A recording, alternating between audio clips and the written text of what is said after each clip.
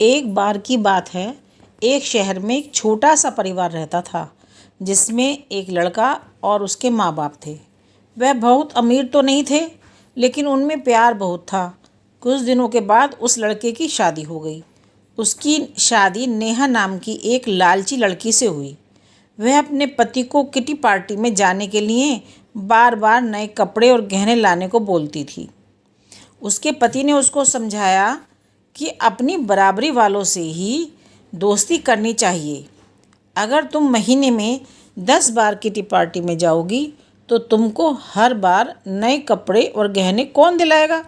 लेकिन वह अपने पति से ही झगड़ा करना शुरू कर देती थी और बोलती थी कि अगर मैं नए कपड़े गहने पहनकर नहीं जाऊंगी तो मेरी सहेलियां मेरा मजाक उड़ाएंगी। तुम ज़्यादा कमाने की तो सोचते नहीं, बल्कि मुझे ही रोकते रहते हो। इसके बाद वह अपनी सास के पास गई और बोली, माँ जी, आप मुझे अपने गहने दे दीजिए, मुझे किटी पार्टी में पहनकर जाना है। उसकी सास हैरान होकर बोली, हमारे समय में बहू अपनी सास को गहने रखने के लिए देती थी, लेकिन तू मुझसे ही गहने मांग रही है। उसकी इन हरकतों से सारा परिवार दुखी था। एक दिन नेहा की सहेली मीता घर आई। उसने नेहा की सास से उसके बारे में पूछा। तब नेहा की सास ने बताया कि नेहा पार्टी में गई है।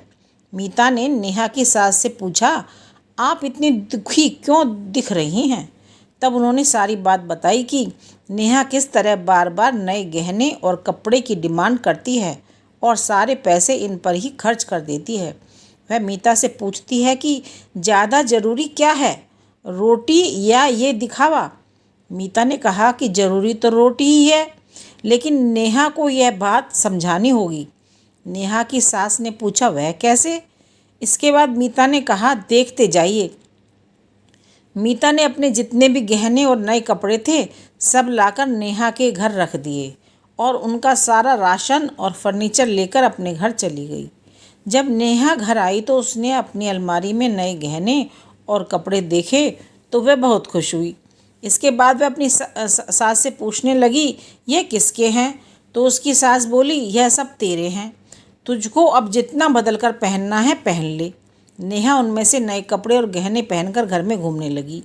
कुछ देर के बाद वह जब रसोई में गई तो उसने देखा कि घर का सारा राशन गायब था। राशन के डिब्बों में गहने थे। वह अपनी सास से बोली, यह क्या है, घर का सारा राशन और फर्नीचर कहाँ गया। उसकी सास बोली, वह सब बेचकर ही तो तेरे लिए नए गहने और कपड़े लेकर आए हैं, अब तू इनको ही बदल बदल कर पहन। नेहा बोली, लेकिन गहनों से पेट थोड़ी भरेगा, खाना तो खाना ही पड़ेगा। तभी नेहा की सहेली मीता भी आ गई।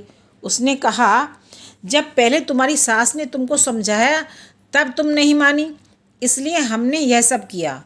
अगर तुमको लगता है कि तुम्हारा पति पर्याप्त नहीं कमाता तो तुम खुद नौकरी क्यों नहीं करती। तुमको इन फालतू के दिखावे से बचकर अपने घर पर ध्यान देना चाहिए। अब नेहा को अपनी गलती का एहसास हो चुका था।